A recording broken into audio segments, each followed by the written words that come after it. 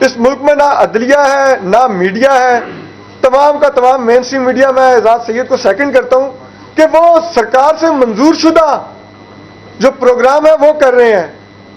یہاں پر جو ججز ہیں وہ سرکار کے منظور شدہ فیصلے دے رہے ہیں. تو پھر ایک ایسی عدلیہ، ایسا میڈیا، تو اس کے بعد پھر کہاں پہ آپ نے وہ جو لڑائی لڑنی ہے؟ اگر کوئی رول آف لا کی، اگر کوئی جمہوریت کی، اگر آئین کی بحالی کی، وہ لڑائی لڑنی آپ نے کن سے ہے؟ ان سے جن کے پاس بندوقیں ہیں، یا ان سے جو ان بندوقیں والوں کے ساتھ مل گئے ہوئے ہیں؟ تو میرے خیال میں سب سے پہلے اپنے گھر سے صفائی کرنی ہوگی. پہلی لڑائی جو آپ کے اپنے اندر ہیں ان سے لڑنی ہوگی. اور الیکشن سے پہلے ڈی ایچ ایس سے ایگریمنٹ سائن ہو رہے ہیں، تو وہیں سے ہمیں معذرت کے ساتھ اپنے وکلا کی حیثیت بھی پتہ چلتی ہے کہ کہاں پر ہماری بارز کھڑی ہوئی ہیں. اور ججز سے تو بعد میں جائیں گے، پہلے کم از کم اپنے وکلا سے ہی آپ لوگ صفائی کر لیں، اس کے بعد آپ ججز تک جائیے گا. اور جب ججز تک پھر جانا ہوگا پھر اس کے بعد ہم جرنیلوں کو بھی دیکھ لیں گے. لیکن پہلے کم از کم اپنی بارز کو ہی ڈیسائیڈ کر لیں کہ وہ بارز کہاں پر کھڑی ہوئی ہیں. میں نصیر کیانی صاحب بھی جو کہہ رہے تھے بالکل ٹھیک کہہ رہے تھے کہ یہ سیاسی جماعتوں کو تحریک نہیں چلانی ہوگی، یہ وکلا کو چلانی ہوگی، اور خالصتاً وکلا کو. اگر سیاسی جماعتیں بیچ میں آئیں گی تو یہ رنگ دیں گے، دیکھیں سیاسی جماعتیں یہ سیاسی ایجنڈے کے تحت تحریکیں چلا رہی ہیں. سیاسی جماعتیں بالکل بیک کریں. 2007 والی بھی جو لائرز موومنٹ تھی، سیاسی جماعتیں اس میں شامل ہوئیں، وہ شامل ہوں. سیاسی جماعتیں کوئی بری چیز نہیں ہے، سیاست کرنا کوئی جرم نہیں ہے، لیکن پہلے جو لیڈ لے وہ وکلا لیں. کیونکہ بات یہ 26ویں آئینی ترمیم بنیادی طور پہ حملہ تو عدلیہ پر کیا گیا ہے، تو عدلیہ کے محافظ اگر ججز نہیں بن رہے تو وکلا تو بنے، وہ تو کھڑے ہوں، وہ تو کوئی پوزیشن لیں. لیکن وہ ہمیں پوزیشن نظر ہی نہیں آتی. لاہور ہائی کورٹ بار ایک طرف وہ اجلاس بھی کرتی ہے، مذمتیں بھی جاری کرتی ہے. ہم کہتے ہیں کہ یار ان لوگوں کو انڈورس کرنا ہے جو بیٹھ کے سر تن سے جدا کے فتوے والوں کو ساتھ لے کے بیٹھے ہوئے. تو یہ چیز ہے، آپ لوگ برائے مہربانی پہلے کلیئرٹی لائیے کہ کہاں پر کھڑے ہوئے ہیں. اگر آپ لوگ پہلے کلیئرٹی لائیں گے پھر اس کے بعد ہم دیکھ لیں گے کہ آپ لوگوں کو جسے کہتے ہیں کور کرنا ہے، یا آپ لوگوں کا جو بیانیہ ہے اس کو کہیں نہ کہیں اس کو آپ کہہ لیں کہ صحافیوں کا بھی کام ہے. ایسی اگر کوئی سچویشن ڈیولپ ہوتی ہے تو ہم بھی کہیں نہ کہیں اس سچویشن کے بینیفیشری بھی ہوتے ہیں اور متاثرین بھی ہوتے ہیں. اور یہ جو پیکا لا ہے، ہم کوئی صحافی پریویلیج نہیں ہے کہ اگر ہم پہ لگ رہا ہے تو ہم رونا شروع کر دیں. ہمیں اس کو اس لیے لڑنا چاہیے کہ یہ 25 کروڑ عوام کی بھی زبان بندی ہے. یہ حکومتوں سے جا کے بات شروع ہو جاتی ہے کہ جی آپ حکومت سے بات کریں، صحافیوں پر اطلاق نہ ہو. میں اس پریویلیج کو نہیں مانگتا. اگر ایک عام آدمی پہ لگ رہا ہے پیکا تو پھر ہمیں صحافیوں کو اس پر اعتراض نہیں کرنا چاہیے، اور اگر صحافیوں پر غلط ہے تو پھر ایک عام آدمی پہ نہیں لگنا چاہیے. اور یہ پیکا نہیں لگنا چاہیے، پیکا کو ختم ہونا چاہیے. یہ جو انسانی دہشت گردی کی وہ قانون میں ترمیم کی گئی ہے، 90 دن کے لیے آپ حراست میں لے لیں کسی کو، یہ بھی اس ریاست کا جرم ہے اپنے شہریوں کے خلاف. اور ایسے جرائم کے خلاف میرے خیال میں اب عدالتوں میں جنگ لڑنے کا وقت گزر گیا ہے، کیونکہ عدالتیں کمپرومائز ہو گئی ہیں. یہ بینچز نہیں انصاف دیں گے. جن بینچز کی حالت یہ ہو کہ جہاں پہ جسٹس بیٹھے ہوں انعام امین منہاج صاحب، اور وہ پیکا لا اب 1 سال سے مقدمے پہ مقدمے درج ہو رہے ہیں، اور انہوں نے پہلی ہیئرنگ پہ کہا تھا کہ اگر اس کا کوئی مقدمہ درج ہوگا تو پھر آپ آئیے گا میرے پاس. ابھی تک تو یہ درج نہیں ہوا مقدمہ، تو ابھی ہم اس کے میرٹس نہیں دیکھ سکتے.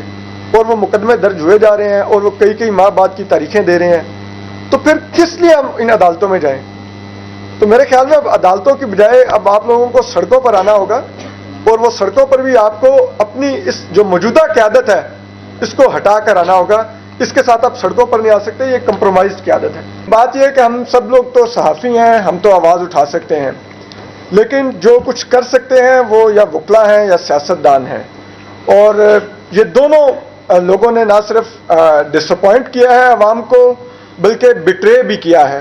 اور ہماری پیٹھ میں اگر چھرا گھونپا گیا ہے تو وہ ہماری ان سیاسی جماعتوں نے گھونپا جو کہتے تھے ووٹ کو عزت دیں گے، سویلین سپریمیسی کی بات کرتے تھے. ہماری بار ایسوسیشنز نے گھونپا. آپ دیکھیے جس دن وقت یہ آ جائے کہ supreme court bar association notification جاری کر رہی ہو کہ وہ ڈی ایچ اے کے ساتھ ایگریمنٹ سائن کرنے جا رہی ہے، تو میرے خیال میں بہت سے وکلا रहनुमाओं के लिए भी वक्त है कि शायद उनको या तो वकालत छोड़ देनी चाहिए या कम अज कम ऐसी जो तकरीबात हैं उनका इनकाद मुमकिन नहीं होने देना चाहिए। जैसे यहाँ पर बार बार रोक दिया जाता है, जब कोई वकला की गैदरिंग जो हुकूमत की मंशा के मुताबिक ना हो वो रोक दी जाती है, तो फिर ऐसी तकरीबात का इनकाद कैसे मुमकिन होता है। और दूसरी बात यह है कि जहाँ तक अदलिया रहेगी तो अदलिया बतौर इदारा मुझे लगता है कि अब ख़त्म हो चुका है।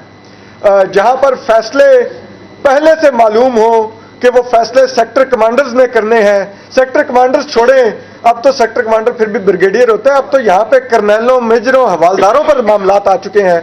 तो वहाँ पर कौन सी अदलिया, कौन से जज, और उन जजेस को हम किस बात की 30-30 लाख तनख्वाहें दें जिनके इतनी हिम्मत ना हो कि वो आम साइल छोड़े, वो अपने जज का केस ना सुन सकते हों।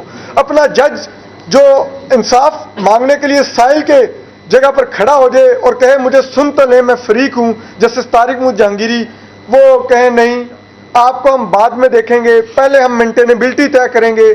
वो कौन से जज बैठे हुए हैं? ये जस्टिस के आगा क्या है? क्या हम नहीं जानते पीपल्स पार्टी से उनकी क्या वाबस्तगी रही है और अब वो किस तरह से कॉन्स्टिट्यूशनल बेंच के हेड बने हैं वहां पे सिंध हाई कोर्ट में।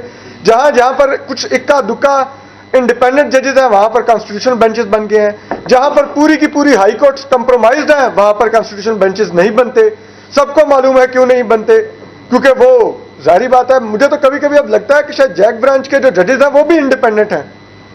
ये हमारे सुप्रीम कोर्ट के, हमारे हाई कोर्ट के जजेस नहीं इंडिपेंडेंट, ये कंप्रोमाइज्ड हैं। यहां पर हालत ये हो गई है कि यहां पर तो एक इस्लामाबाद हाई कोर्ट बार का जो आपका सदर है वाजिद गिलानी, वो करोड़ करोड़ के चेक पकड़ रहा होता है लॉ मिनिस्टर से और अपने मेंबरान के खिलाफ वो इंसदाद दहशतगर्दी की FIR कटवा रहा है, और वो FIR भी झूठी FIR, एक लफ्ज झूठ, और वो अभी तक अपने दफ्तर में बैठा हुआ है और वकला जाकर उसकी मिन्नतें कर रहे हैं कि आप FIR वापस ले लें। ये कौन सा वक्त आ गया है?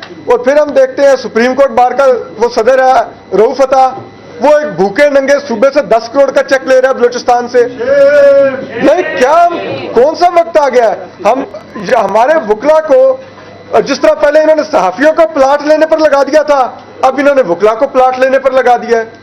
अब वो प्लाट के सारा वक्त बैठ के बार काउंसिल्स में ये डिस्कस हो रहा होता है कि वो 50 लाख का प्लाट लिया था तो DHS एग्रीमेंट के बाद 2 करोड़ का हो गया, डेवलप होगा 4 करोड़ का हो गया। ये रूल ऑफ लॉ डिस्कस हो रहा है। इस मुल्क में ना अदलिया है ना मीडिया है, तमाम का तमाम मेन स्ट्रीम मीडिया। मैं एजाज सैयद को सेकंड करता हूं कि वो सरकार से मंजूर शुदा जो प्रोग्राम है वो कर रहे हैं। यहां पर जो जजेस हैं वो सरकार के मंजूर शुदा फैसले दे रहे हैं, तो फिर एक ऐसी अदलिया, ऐसा मीडिया, तो उसके बाद फिर कहां पे आप ने वो जो लड़ाई लड़नी है, अगर कोई रूल ऑफ लॉ की, अगर कोई जमहूरियत की, अगर आइन की बहाली की, वो लड़ाई लड़नी आपने किनसे है? उनसे जिनके पास बंदूकें हैं या उनसे जो उन बंदूकों वालों के साथ मिल गए हुए हैं? तो मेरे ख्याल में सबसे पहले अपने घर से सफाई करनी होगी। पहली लड़ाई जो आपके अपने अंदर है उनसे लड़नी होगी।